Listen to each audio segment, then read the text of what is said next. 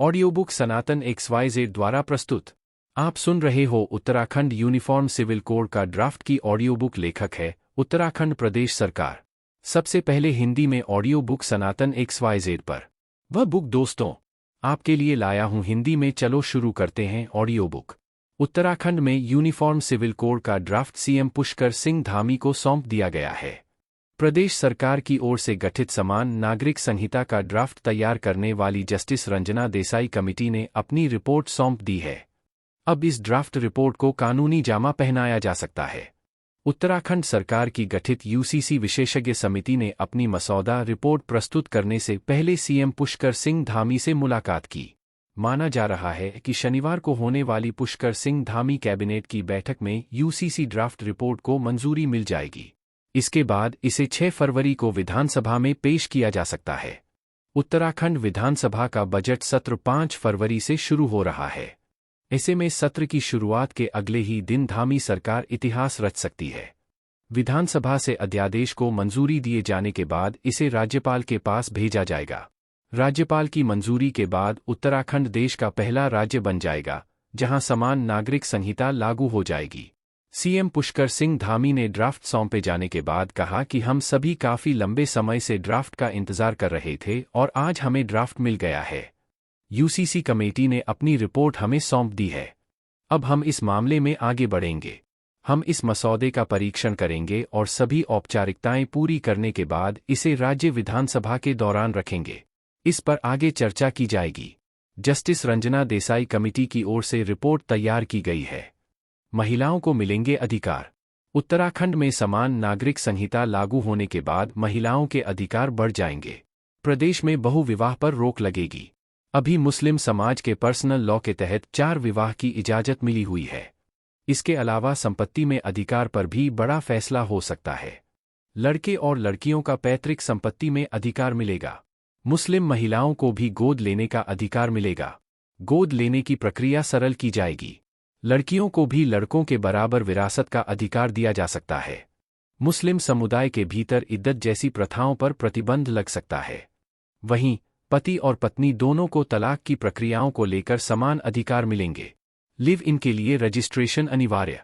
Uniform civil code में सभी वर्ग के लोगों को लिव इन रिलेशनशिप में रहने के लिए रजिस्ट्रेशन को जरूरी किया जाएगा। लिव इन रिलेशनशिप में रहने वालों को अपनी जानकारी देना अनिवार्य होगा। ऐसे रिश्तों में रहने वाले लोगों को अपने माता पिता को भी जानकारी देनी होगी। लिव इन रिलेशनशिप में रहने वालों के लिए पुलिस में रजिस्ट्रेशन कराना होगा। वहीं यूसीसी लागू होने के बाद विवाह रजिस्ट्रेशन को अनिवार्य किया जा सकता है। हर शादी के रजिस्ट्रेशन के लिए गांव कस्बे में सुविधा दी जाएगी। बिना रजिस्ट्रेशन विवाह अमान्य माने जाएंगे। बिना रजिस्ट्रेशन विवाहित जोड़ों को सरकारी सुविधाओं का लाभ नहीं मिलेगा। भरण पोषण और मुआवजे पर अहम निर्णय। यूसीसी में नौकरी पेशा बेटे की मृत्यु की स्थिति में बुजुर्ग माता पिता के भरण पोषण की जिम्मेदारी पत्नी पर दिए जाने का प्रावधान किया जा सकता है। पत्नी को मुआवजा मिलेगा। वहीं पति की मृत्यु की स्थिति में अगर पत्नी दोबारा शादी करती है तो उसे मिला हुआ मुआवजा माता पिता को दिया जाएगा। पत्नी की मृत्यु होने की स्थिति में उसके माता पिता का सहारा नहीं रहने की स्थिति में उनकी देखरेख की जिम्मेदारी पति पर होगी। अनाथ बच्चों के लिए संरक्षण की प्रक्रिया को सरल बनाया जाएगा।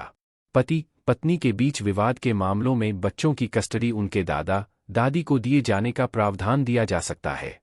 बच्चों की संख्या निर्धारित करने जैसी व्यवस्था यूसीसी में अभी नहीं होने का दावा किया जा रहा है। हालांकि सरकार इस दिशा में नियम ला सकती है। यूसीसी महिला अधिकारों पर केंद्रित है। इससे आदिवासियों को छूट मिल सकती है। ऐसे तय हो सकती है माता पिता की जिम्मेदारी। सूत्रों के अनुसार यदि परिवार में एकमात्र कमाने वाले बेटे की मृत्यु हो जाती है तो उसकी पत्नी को दिए जाने वाले मुआवजे से उसके माता पिता की देखभाल करना भी शामिल होगा। अगर महिला पुनर्विवाह करती है तो भी उसे अपने पहले पति की मृत्यु पर मिलने वाले मुआवजे को उसके माता पिता के साथ साझा करना होगा।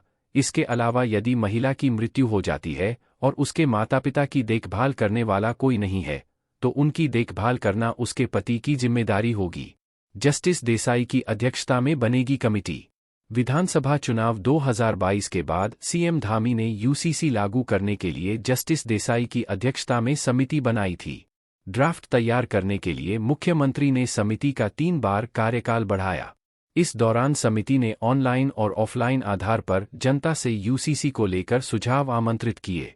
ड्राफ्ट कमेटी ने उपसमिति बनाकर उन्हें समाज के विशिष्ट लोगों, समाजसेवियों, धार्मिक नेताओं, संतों और जागरूक नागरिकों के साथ चर्चा की और सुझाव लिए। कमेटी ने राज्य के विभिन्न क्षेत्रों का दौरान किया। ओपन बैठकें में लोगों से सुझाव लिए। कमेटी को करीब 2.5 लाख सुझाव प्राप्त हुए। करीब 30 अलग अलग बैठकों में उसे कई महत्वपूर्ण सुझाव मिले।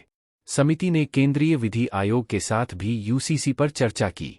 इस मैराथन कवायद के बाद समिति ने ड्राफ्ट तैयार किया है।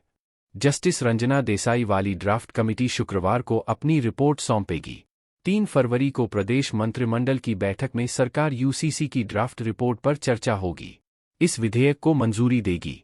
इसके बाद 5 फरवरी से शुरू हो रहे विधानसभा सत्र के दौरान यूसीसी विधेयक को सदन पटल पर रखा जाएगा। 6 फरवरी को इसे सदन में लाए जाने की संभावना है। सदन से पारित होने के बाद इसे राज्यपाल के पास मंजूरी के लिए भेजा जाएगा। राज्यपाल की मंजूरी के बाद यह अधिनियम बन जाएगा। सियासी गलियारों में यूसीसी का ड्राफ्ट राष्ट्रपति को भेजे जाने को लेकर भी चर्चा चल रही है। ऑडियो बुक समाप्त। ऐसे अलग अलग देश की भाषा में बुक हिंदी में सुनना चाहते हो तो हमारे काम को लाइक कीजिए, सब्सक्राइब कीजिए, और आप किसी और बुक के बारे में ऑडियो बुक सुनना चाहते हो तो कमेंट में वह बुक का नाम लिख लीजिए। हम आपके वहां बुक कोई भी भाषा में होगी, हम आपको हिंदी में आपको सुनाई देंगे। फिर मिलते हैं। पूरी संपूर्ण उत्तराखंड यूनिफॉर्म सिविल कोड का ड्राफ्ट की ऑडियो बुक में आप भी सुनिए, औरों को भी सुनाइए।